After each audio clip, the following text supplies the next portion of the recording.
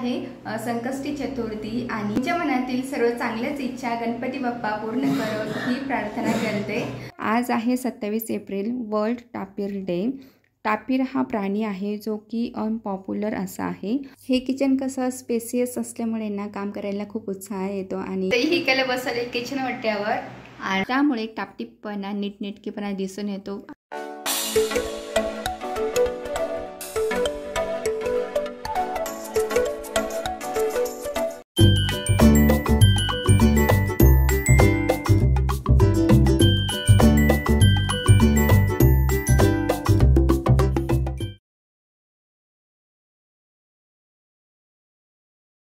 Hello family, कसे आहात? मजेत ना?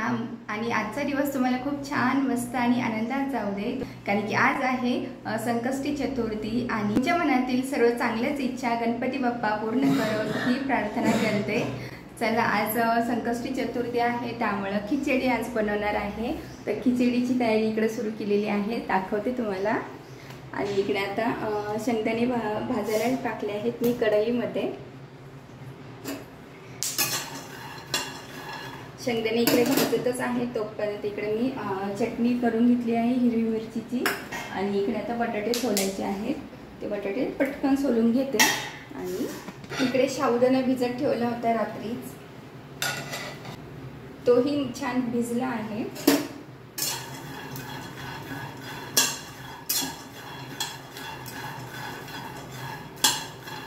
शेंगदाणे भाजलेले आहेत, छान असे खरपूस झाले आहेत।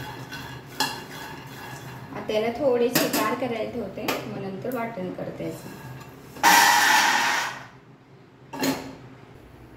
इकडे शेंगदाण्याचा कूट करून घेतलाय आणि बटाटे सुद्धा सोलून घेतलेत मी। चला आता खिचडी बनवूया।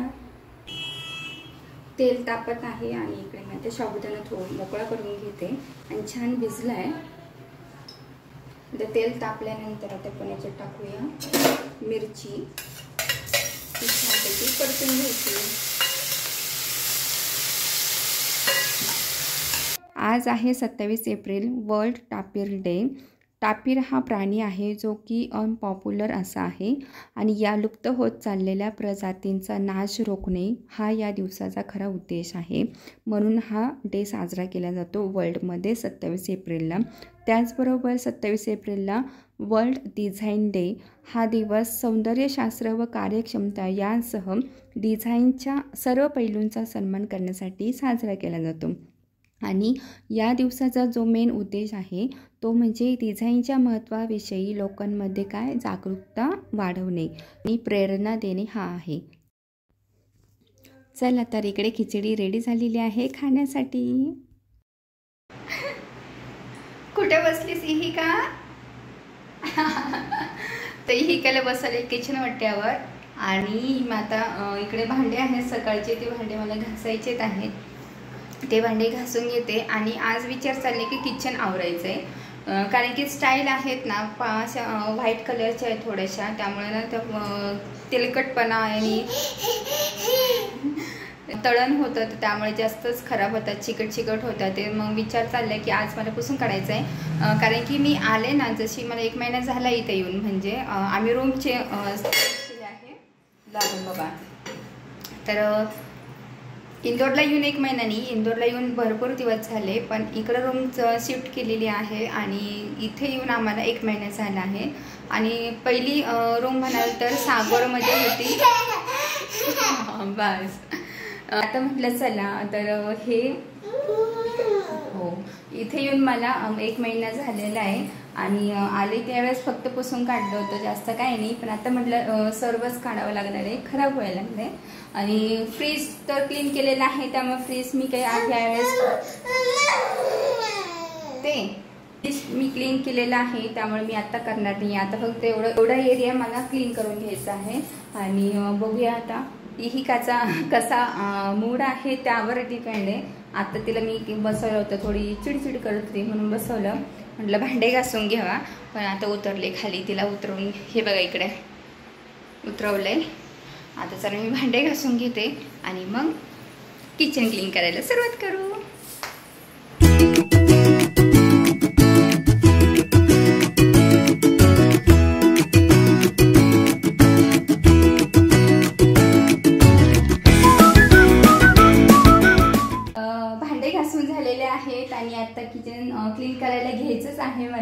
पण म्हटलं थोडं आता हे कला घेते, कारण तिचं नुसती गुणगुण चालू आहे. इकडे बघा हाय कला. तर आणि इकडे तुम्हाला दाखवते आंबे आहेत. ते आंबे मी काल आणले होते, ते पाण्यामध्ये भिजत ठेवले जरा वेळ, कारण की ही कला द्यायची आहे म्हटलं तर मग पाण्यात छानपैकी भिजतील. आंब्यामध्ये जी काही हीट असते ती जरा कमी होईल, मग त्यासाठी थोड्या वेळ पाण्यात भिजत ठेवलेलं आहे थंडगार पाण्यात. आणि इकडे ही काचा खाऊ चालू आहे. कुठे गेली? आणि आम्ही मम्माला नुसतं धरून बसलो आहोत. चला आता क्लीन करायला घेते, तोपर्यंत तिला शांत करते. हे किचन कसं स्पेसियस असल्यामुळे ना काम करायला खूप उत्साह येतो आणि सर्व सामान जिथले तिथे व्यवस्थित बसलेलं आहे. सागरच्या किचनपेक्षा हे किचन तर मला खूप आवडलं आहे. आणि ते किचन कंजेस्टेड होतं, त्यामुळे अजिबात माझं मन लागत नव्हतं कुकिंगसाठी. तर इथे काही छोट्या छोट्या कैऱ्या दिलेल्या, ते वरती आमच्या त्या दादी राहतात म्हणजे आजीबाई, तर त्यांनी ही का वरती केली ना, तिच्या हाती हे कैऱ्या दिल्यात छोट्या खाण्यासाठी. आणि त्यांचा स्वभावसुद्धा छान आहे आणि बोलायलाही खूप छान आहेत. झोपण्यापूर्वी रात्री माझं किचन मी क्लीन करून झोपत असते. किचन ओट्यावर पाणी पसरून ते एकदम वायपरनी काढून टाकत असते, म्हणजे कॉक्रोच व्हायला नको. पण आता काय झालं माहिती का, शेजारच्या ज्या भाभी आहेत ना, त्यांनी काही सामान झटकलं, त्यामुळे थोडेफार कॉक्रोच आलेत आणि आणखीन कॉक्रोचांची संख्या वाढायला लागली आहेत. मग मी आता म्हटलं चला तर मग सगळं सामानच काढूया, किचन पूर्ण साफ करून टाकूया, जेणेकरून जे कॉक्रोच आहेत ते निघून जातील. पण कितीही प्रयत्न करा पण मला नाही वाटत जातील म्हणून. पण ठीक आहे, आपला प्रयत्न तर चालू ठेवलाच आहे मी. आणि आता बघते मी सगळं क्लीन करून घेते घासणीने. सगळं जे काही तेलकट झालेलं आहे ते चांगलं घासून काढत आहे, तुम्ही पाहतच आहात. आणि जेणेकरून जे चिकटपणा आहे तो लवकर निघून जाईल घासणीने. आणि विम बारचं लिक्विड घेतलेलं आहे ते टाकून पाण्यामध्ये टाकून छानपैकी घासून घेत आहे. आणि असं नेहमीच करतच असते रात्री झोपण्यापूर्वी, पण कधी कधी आठवड्यातून नाही तर मग नाहीच वेळ भेटला तर महिन्यातून एकदा मी काढत असते. आधी स्वच्छता असेल तिथेच लक्ष्मी नांदत असते, त्यामुळे नेहमी मी विचार करत असते की क्लीन ठेवण्याचा. आणि मला घरातसुद्धा कुठे जाळं दिसलं किंवा काय दिसलं तरी मी ते झटकत असते आणि साफ करत असते. स्टाईल्समुळे काय होतं की जे काही तेलकटपणा आहे तो घासून पुसून निघून जातो, वरच्यावर जरी पुसलं तरी निघून जातो. आणि जर भिंत असेल, वॉल असेल नुसतं, तर ते पूर्ण तेलकटपणा दिसून येतो, काळपट भिंत होऊन जाते. त्यामुळे मला बेस्ट ऑप्शन वाटतं ते म्हणजे स्टाईल. आणि चाकणच्या घरीसुद्धा असंच आहे, फुल भिंत आम्ही स्टाईल बसवलेली आहे किचन वट्ट्यावर. तेथेसुद्धा स्टाईल घासून काढले तरी खूप छान दिसून येतं, म्हणजे जो तेलकटपणा आहे तो निघून जातो. आता इथं तेलकटपणा जास्त दिसण्याचं कारण म्हणजे माहिती आहे का, काही ते ह्या किचनला खिडकी नाही आहे किंवा एक्झॉस्ट फॅन पण नाही आहे. आणि तडका दिल्यानंतर, फोडणी दिल्यानंतर जी धूर असतो तो बाहेर जाऊ शकत नाही आहे, मग त्यासाठी दरवाजा पूर्ण ओपन ठेवावा लागत आहे. आणि खूप काळजी घ्यावी लागते, कारण की जो पूर्ण तेलकटपणा धूर वगैरे आहे तो रूममध्ये पसरतो. म्हणून जेवढं होईल तेवढं शक्य पाण्याने चांगलं पुसून वगैरे काढत असते, किंवा एखाद बार लिक्विड वापरून ते चांगले स्टाईल वगैरे पुसून काढत असते. आणि किचन वट्टासुद्धा पुसून काढत असते. घासणी वापरल्यामुळे ना एकदम इझिली जाते, पटपट माझं काम होऊन जात आहे. आणि रेग्युलर मी क्लीन करत असते ना, त्यामुळे इथे जास्त खराब झालेलं नाही आहे. तुम्ही पाहू शकता. आता हे बघा, तुम्हाला दिसत असेल एकदम क्लीन दिसतंय. फक्त जे मध्ये गॅप आहे ना, तिथं थोडंसं येलोविश दिसतं, तर ते फक्त मी घासून काढते.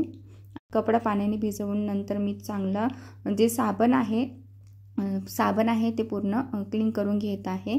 आणि नंतर मग ड्राय कपड्याने पुसून काढणार आहे.